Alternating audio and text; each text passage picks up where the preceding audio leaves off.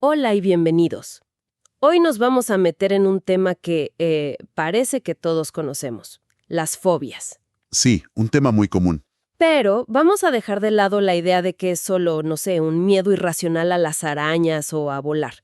Estuve revisando unas notas de una clase de psicoanálisis y la verdad me parecieron increíbles, Ajá. porque proponen algo totalmente distinto. Que una fobia, por más que te paralice, no es el problema. Es de hecho una especie de solución. Es una idea que va contra la intuición, ¿no? Totalmente. Así que nuestra misión hoy es entender esa idea tan extraña. Cómo la mente construye un miedo terrible para protegerse de algo que, al parecer, es todavía peor. Exacto. Es que la perspectiva psicoanalítica, desde Freud hasta hoy, nos invita a cambiar la pregunta. En lugar de enfocarnos en ¿a qué se le tiene miedo? La pregunta clave es ¿para qué sirve ese miedo? Y la respuesta, como decías, es que sirve para lidiar con una angustia interna difusa que es 1000 veces más insoportable. O sea, es como tomar una neblina de pánico y... Y condensarla. La condensa en un objeto manejable, aunque bueno, el costo sea altísimo. Es casi como un pacto con el diablo que uno firma consigo mismo. Ok, pacto con el diablo, ya me enganchó, vamos a meternos de lleno. Las fuentes ponen a la fobia junto a otras dos grandes respuestas neuróticas que describía Freud. La histeria y la neurosis obsesiva. Exacto. Y si la histeria, digamos, pone el conflicto en el cuerpo y la obsesión en el pensamiento, la fobia lo saca, lo pone afuera, en el mundo. Lo externaliza. Y para explicarlo siempre se vuelve al caso del pequeño Juanito, este niño de Viena con un pánico atroz a los caballos. Ese caso es la piedra angular para entender el mecanismo. Juanito, un niño de 5 años, estaba pasando por una etapa llena de conflictos internos. Claro, celos por la hermanita, la relación con el padre. Todo eso. Un torbellino de emociones que un niño de esa edad no puede nombrar y mucho menos procesar. Era una angustia sin forma. Y su mente, en un acto de autoprotección brillante y a la vez terrible, hizo una jugada maestra. ¿Qué hizo? Tomó toda esa angustia y la desplazó. O sea, la proyectó sobre un objeto del mundo exterior. En la Viena de esa época, pues, había caballos por todas partes. Entonces, el caballo en sí no era el problema original. Era como un chivo expiatorio. Exacto, pero uno muy bien elegido. De repente el problema ya no era una confusión interna y caótica sobre amar y odiar a su padre. No, el problema era tangible. Hay un caballo en la calle. Y es mucho más fácil evitar una calle que escapar de tus propios sentimientos, ¿no? Claro, 1000 veces más fácil. A ese objeto externo, el caballo en este caso, es a lo que llamamos el objeto fobígeno. La fobia lo que hace es crear un perímetro. Dentro de ese perímetro, donde no hay caballos, hay una falsa seguridad. Y afuera está el terror. La vida se simplifica, aunque sea un costo enorme. Dramáticamente. Espera, acabo de leer algo en las notas que creo que le da una vuelta de tuerca a esto. Hablan de un concepto de una psicoanalista, Ana Cecilia González, que lo llama el arreglo fóbico. Ajá. Al principio pensé que era un error, porque arreglo y pánico no me suenan en la misma frase. Me estás diciendo que una persona con aracnofobia, que se sube a una silla si ve una araña, en el fondo hizo un pacto con su mente para sentirse mejor. Suena totalmente ilógico. Suena ilógico, pero es el corazón del asunto. Es un arreglo porque hay un intercambio, una negociación, que es inconsciente, claro. Una negociación, sí. La psiquis, digamos, dice, esta angustia constante, esta sensación de que algo terrible va a pasar en cualquier momento sin que sepa qué es invivible. Te la cambio por un miedo concreto. Exacto. Te la cambio por un miedo específico y localizado. A partir de ahora, solo vas a sentir este terror cuando veas una araña. El resto del tiempo, puedes estar tranquilo. Es una ganancia enorme en términos de predictibilidad. Claro. Se prefiere 1000 veces un miedo que, en teoría, puedes controlar evitando el objeto, a una angustia que te puede asaltar en cualquier momento y lugar. Claro, pero ese arreglo tiene un precio carísimo. Las notas hablan de un gasto energético brutal. La persona empieza a construir un mundo a su medida solo para evitar ese objeto. Totalmente. Es como si viviera jugando una partida de ajedrez contra su propio miedo. Sí, todo el tiempo. Pensemos en alguien con claustrofobia. No es solo no me gustan los ascensores. Es llegar a un edificio y que tu primer pensamiento sea ¿dónde están las escaleras? Claro, o rechazar un trabajo porque es en el piso 20. O planificar un viaje en auto de 10 horas para no tomar un avión de una. La vida se organiza por completo en torno a la evitación. La persona se convierte en una estratega de su propia seguridad, Y ese es un trabajo de tiempo completo. que consume una cantidad de energía mental y física increíble. El arreglo le da control, sí, pero a costa de encoger su mundo hasta que, a veces, solo queda su propia casa. Pero a ver, aquí es donde me surge una duda. Hoy en día, la mayoría ha oído hablar de la terapia de exposición. Esta idea de que si le tienes miedo a los perros, pues te expones poco a poco a ellos. Sí, gradualmente. Primero una foto, luego un video, luego un perro a lo lejos, hasta que el miedo se va. Parece mucho más directo, más práctico. ¿Por qué complicarlo con significantes y arreglos y conflictos de hace un siglo? Es una pregunta excelente y muy necesaria. Y la respuesta es que no son enfoques que se oponen, sino que apuntan a cosas distintas. ¿Cómo? Terapias como la cognitivo-conductual o la de exposición son increíblemente eficaces para eliminar o reducir el síntoma. Se centran en el cómo. En el cómo le quitamos el miedo al perro. Exacto. Y funcionan, porque logran desarticular esa respuesta condicionada de pánico. El psicoanálisis, en cambio, se pregunta el por qué. ¿Por qué esta persona, y no otra, eligió a un perro como el depositario de su angustia? Ah, claro. ¿Qué historia personal, qué conflictos, qué deseos están codificados en la imagen de ese perro? O sea, una terapia busca apagar la alarma de incendios para que deje de sonar.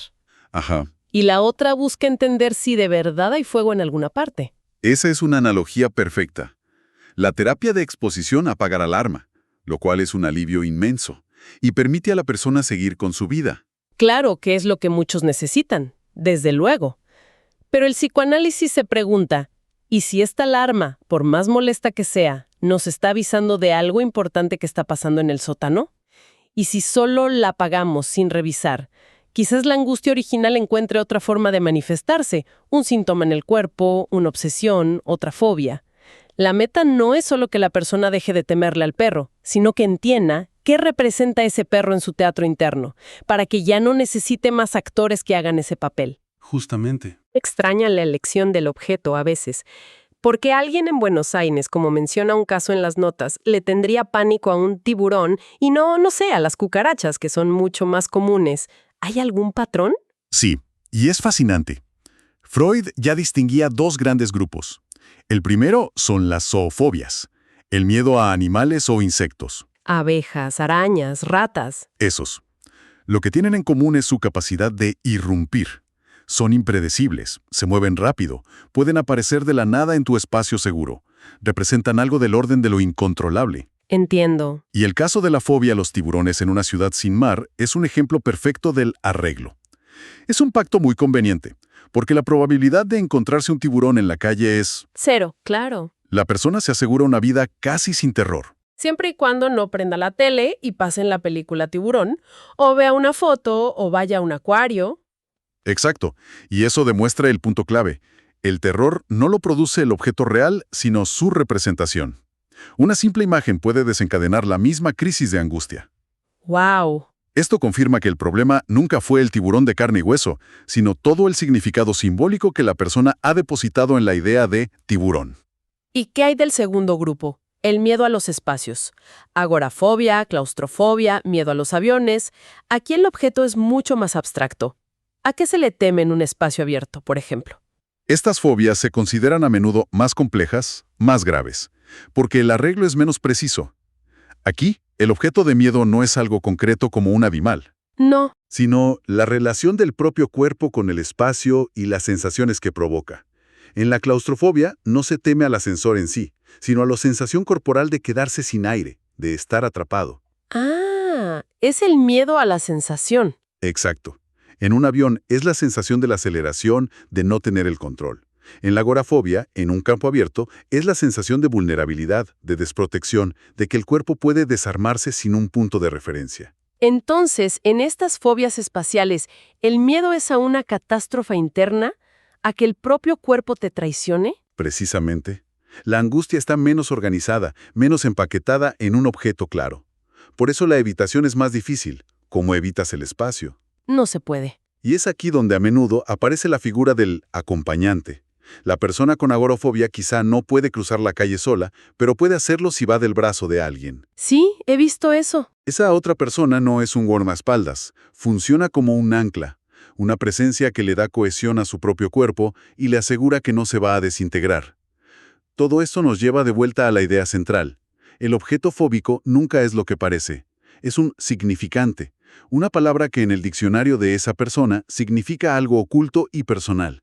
Ese es el punto. Desde esta perspectiva, tratar a todos los perros como si fueran lo mismo para cualquier fóbico es un error. Para Juanito, el caballo no era solo un animal grande con dientes. Claro. Pensemos en el caballo no como el animal, sino como un archivo comprimido de emociones. Dentro de ese archivo, Juanito había metido todo el miedo, la rabia y la confusión que sentía hacia la figura de su padre. Que era grande, poderoso, a veces intimidante. El caballo era solo el ícono en el escritorio. El terror real estaba en los archivos que contenía. Y lo más complejo es que ese objeto es ambivalente. Causa un rechazo absoluto, pero a la vez una extraña fascinación. Me cuesta un poco entender esa parte de la fascinación. Para alguien con fobia a las serpientes no parece haber nada fascinante, solo terror puro. ¿No es esto una sobreintelectualización del pánico? Es una observación muy aguda. La fascinación no es placentera. Es una especie de atracción magnética hacia el propio abismo. Es el motivo por el cual alguien con miedo a las alturas se siente extrañamente impulsado a asomarse al balcón. Ah, O por qué la persona con fobia a los tiburones puede al mismo tiempo ser la que más documentales sobre tiburones ve, aunque sea tapándose los ojos.